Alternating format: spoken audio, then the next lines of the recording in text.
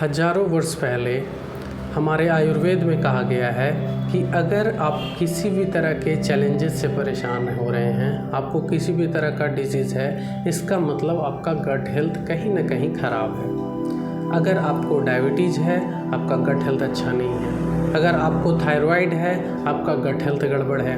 अगर आपको high BP है, शुगर है, ब्लड प्रेशर की प्रॉब्लम है, कार्डियक प्रॉब्लम है, लीवर की प्रॉब्लम है, इसका मतलब आपका जो गट हेल्थ है वो सही नहीं है।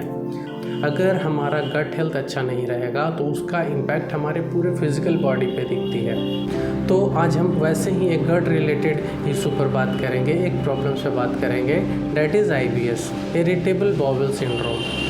ये एक ऐसी कॉमन समस्या है जो बहुत ज़्यादा यंगस्टर में फैलती जा रही है, बहुत ही मिनिमम एज पर, मतलब आजकल 14 साल 15 साल के बच्चे भी IBS की समस्या से परेशान हो रहे हैं। नमस्कार दोस्तों, मैं Abhishek, neurotherapist, the founder of galaxy gastro and neurotherapy centre. आज इस वीडियो में हम लोग IBS के आइडेंटिफिकेशन पे बात करेंगे, IBS के सिम्टम्स पे बात करेंगे और साथ साथ में IBS के रियल कॉज, एग्जैक्ट रीजंस पे बात करेंगे कि लोगों को इतना ज़्यादा समस्या, IBS का इतना ज़्यादा समस्या क्यों हो रहा है और क्या इसके पीछे एग्जैक्ट रीज़न है। IBS जो ऐसी प्रॉब्लम्स है जिसका आइडेंटिफिकेशन होना बहुत ही ज़रूरी होता है। अगर हम लोग उसे आइडेंटिफाई नहीं कर पाएंगे तो उसका हम लोग प्रॉपर ट्रीटमेंट भी नहीं कर पाएंगे। तो IBS को आइडेंटिफाई करना हमारे लिए बहुत ही ज़रूरी है। तो क्या होता है कि अगर आप किसी डॉक्टर के पास जाते हो, डॉक्टर के पास जा रहे हो, अगर रेगुलर आप चेकअप भी करवा रहे हो, आप अल्ट्रासाउंड करवा रहे हो, आप कोलोनोस्कोपी करवा रहे हो, एंडोस्कोपी करवा रहे हो, CT स्कैन करवा रहे हो, LFT ब्लड टेस्ट वगैरह करवा रहे हो, तो अगर सारे सैंपल्स बिल्कुल नॉर्मल शो कर रहे हैं, बिल्कुल कैजुअल शो कर रहे हैं, नॉर्मल शो कर रहे हैं, उसके बावजूद भी बहुत सारी डिफ़िकल्टीज़ आप फेस कर रहे हो, पेट से रिलेटेड इशू फेस कर रहे हो, अगर डॉक्टर बोल रहा है कि आपको कोई भी समस्या नहीं है, सारे रिपोर्ट्स आपके नॉर्मल हैं, डैट मीन्स आप IBS के पेशेंट हो, आपको IBS हो चुकी है। क्योंकि मैंने पिछले वीडियो में भी बताया था कि इसका जो एग्जैक्ट रीजंस है वो कुछ और है, जो हमारे किसी भी टेस्ट में आइडेंटिफाई नहीं हो पाता है। उसके सारे रिपोर्ट्स नॉर्मल शो कर रहे हैं, इसका मतलब वो पेशेंट IBS का पेशेंट है। इसके बहुत सारे सिम्टम्स भी हैं। अब सिम्टम्स के कैटेगरी में आप जितना भी सोच सकते हो, पेट से रिलेटेड इशू जो एक स्टोमिक रिलेटेड डिसऑर्डर में होता है, वो सारे सिम्टम्स IBS के पेशेंट में भी दिखते हैं। जैसे उसके पेट में क्रैम्प्स आते हैं, उससे ब्लॉटिंग्स होती है, बहुत ज़्यादा गैस भी बनता है, कभी कॉन्स्टिपेशन होता है तो कभी डायरिया होता है, उससे बहुत ज़्यादा वोमिटिंग टेंडेंसी आती है, तो अलग अलग तरह की और भी प्रॉब्लम्स होती है। रात में वो ठीक से सो नहीं पाता, वो बहुत डिप्रेशन में चला जाता है, एंग्जाइटी हो जाती है उसे, मतलब उसका जो ज़िंदगी है वो नर्क की तरह हो जाता है। वो अपना किसी भी तरह का जो भावना है वो एक्सप्रेस नहीं कर पाता, बता नहीं, वो भी इरिटेट होने लगता है, उसे ये ज़िंदगी नर्क लगने लगती है और वो समझ नहीं पाता कि वो करे तो क्या करे।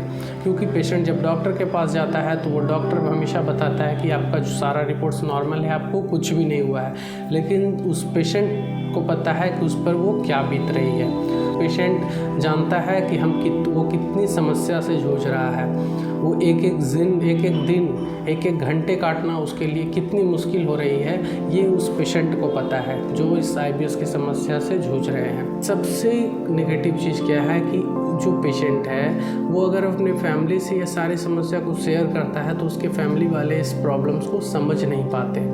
हम आपसे रिक्वेस्ट करते हैं कि अगर आपके घर में किसी को IBS की समस्या है तो आप उसके प्रॉब्लम्स को समझिए और उससे सही ट्रीटमेंट दिलवाइए, क्योंकि रिपोर्ट मायने नहीं रखती है, उसका जो प्रॉब्लम्स है वो सबसे ज़्यादा मायने रखता है।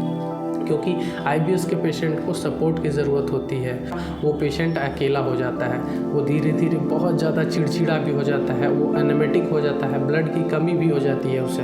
तो ये सारे सिम्टम्स हैं जो एक IBS पेशेंट में देखने को मिलते हैं। बात करें इसके कॉज के बारे में, इसके कारण के बारे में, तो सबसे पहले इसका जो one of the most important cause है वो है हमारा माइक्रोबायोम डिस्बायोसिस।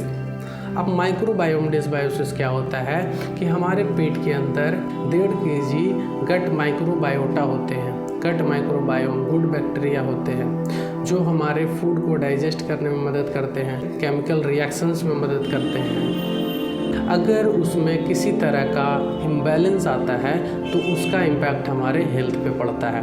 अगर हमारे गट के अंदर जो माइक्रोबायोटा है, माइक्रोबायोम है, अगर वो खुश रहेंगे तो हमारा पूरा हेल्थ खुश रहेगा।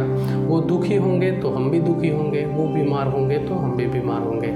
तो इस इम्बैलेंस के कारण IBS हो सकती है। और इस इम्बैलेंस का कारण होता है हमारा फीडिंग हैबिट्स। जो हम लोग एसिडिक फूड लेते हैं, फास्ट फूड लेते हैं, उसके कारण से हमारा जो गुड बैक्टीरिया है उसका क्वांटिटी धीरे धीरे कम जाता है और बैड बैक्टीरिया का क्वांटिटी धीरे धीरे बढ़ जाता है, जिससे माइक्रोबायोम डिसबायोसिस होती है और हम IBS पेशेंट हो जाते हैं। दूसरा जो रीजन है हमारा वो है गट और ब्रेन का इंटरेक्शन। वो अगर इंटरेक्शन अच्छा नहीं हुआ, हम बताए थे पिछले वीडियो में, मैंने बताया था कि हमारा जो पेट है और हमारा जो माइंड है एक दूसरे से कनेक्टेड है। अगर हमारा माइंड में कोई प्रॉब्लम होगा तो हमारे उसका जो इम्पैक्ट है हमारे गट पर होगा, और अगर हमारे गट में कोई प्रॉब्लम होगी तो उसका इम्पैक्ट हमारे ब्रेन पे पड़ता ही पड़ता है। तो ये दोनों का एक दूसरे से इंटरकनेक्टेड है। इन दोनों के कनेक्टिविटी में, इन दोनों के लिंक में अगर किसी तरह का प्रॉब्लम होता है, ठीक है, तो वो पेशेंट IBS का पेशेंट हो जाता है। तीसरा जो मोस्ट इम्पोज है that is the problem in ANS, that is autonomous nervous systems में किसी भी तरह की गड़बड़ी होना हमारे IBS को बढ़ा सकता है। ऑटोनोमस नर्वस सिस्टम्स क्या होता है? ये एक पेरिफेरल नर्वस सिस्टम्स का पार्ट है जो हमारे इनवॉलेंट्री एक्टिविटीज़ को कंट्रोल करता है। जैसे हमारा हार्ट रेट हो गया, हमारा ब्रीदिंग रेट हो गया, हमारा ब्लड प्रेशर हो गया, ठीक है। तो ये सब जो हैं हमारे इनवॉलेंट्री एक्टिविटीज़ हैं, ठीक है, इनवॉलेंट्री फंक्शंस हैं। हमारा डाइजेशन हो गया, फिर सेक्सुअल अराउजल्स हो गया, तो ये सब हमारे ऑटोनोमस नर्वस सिस्टम से कैटेगरी में आते हैं। अगर इसमें भी कोई डिस्टर्बेंस आ जाता है उसके वजह से हमारा IBS का प्रॉब्लम्स होता है। अब इसमें डिस्टर्बेंस होने का कारण बहुत सारा हो सकता है, जैसे अगर बहुत ज़्यादा इसलिए टेंशन लिए, ठीक है, उससे हमारा कोर्टिसोल लेवल बढ़ता है, जिससे हमारा हार्ट रेट बढ़ सकता है, हमारा ब्रीदिंग रेट बढ़ सकता है, और हमारा जो मोड होता है वो फ्लाइट एंड फाइट मोड में चला जाता है, और जिससे हमारा डाइजेशन पर बहुत ही खतरनाक इम्पैक्ट पड़ता है और हमारा डाइजेशन वीक हो जाता है। जैसे चौथा जो रीज़न है हमारा डेट इज़ फूड इंटॉलरेंस। जैसे बहुत सारे बॉडीज़ हर एक तरह के फूड्स को एक्सेप्ट नहीं कर सकते हैं। किसी का जो बॉडी होता है वो कार्बोहाइड्रेट इंटॉलरेंस होता है, किसी का जो बॉडी होता है वो लैक्टोज इंटॉलरेंस होता है, किसी का बॉडी जो होता है वो ग्लूटोन इंटॉलरेंस होता है। तो इस तरह से हम लोग को आइडेंटिफाई करना पड़ेगा कि वो जो IBS पेशेंट है वो एक्चुअली में किस चीज़ का इंटॉलरेंस है। उसके डाइट में से उस चीज़ को हमने काटना पड़ेगा, उसे देखना पड़ेगा, समझना पड़ेगा कि इससे उसकी समस्या बढ़ रही है। तो ये फूड इंटॉलरेंस एक रीजन्स होती है IBS। नेक्स्ट जो रीजन्स है हमारा लैक ऑफ फिजिकल एक्टिविटीज़। हम लोग आज एक्सेसिव कार्बोहाइड्रेट ले रहे हैं, लेकिन हमारा जो फिजिकल एक्टिविटी है बहुत ज़्यादा ही कम है। हम लोग कहीं अगर थोड़ा सा जाना भी रहे, थोड़ा सा 1 किलोमीटर सब्जी भी लाने जाना रहे, तो भी हम लोग बाइक का यूज़ करते हैं। मीन्स फिजिकल एक्टिविटी हमारा बहुत ही कम हो गया है और हम लोग का डाइट पहले की तरह ही रह गया है। इसकी वजह से IBS की समस्या होना ही होना है लोगों को। तो अगला और लास्ट रीज़न जो है एक्सेसिव मास्टरबेशन भी, क्योंकि ये भी one of the most important reasons में माना जाता है IBS पेशेंट का। एक्सेसिव मास्टरबेशन से क्या होता है, एक्स्ट्रा कोर्टिसोल हार्मोन रिलीज़ होते हैं, जिसकी वजह से हम लोग को स्ट्रेस होता है, स्ट्रेस फील करते हैं। उससे हमारा जो डाइजेशन है उस पर बहुत ही तगड़ा इम्पैक्ट पड़ता है और इसके सारे सिम्टम्स को बढ़ाते हैं।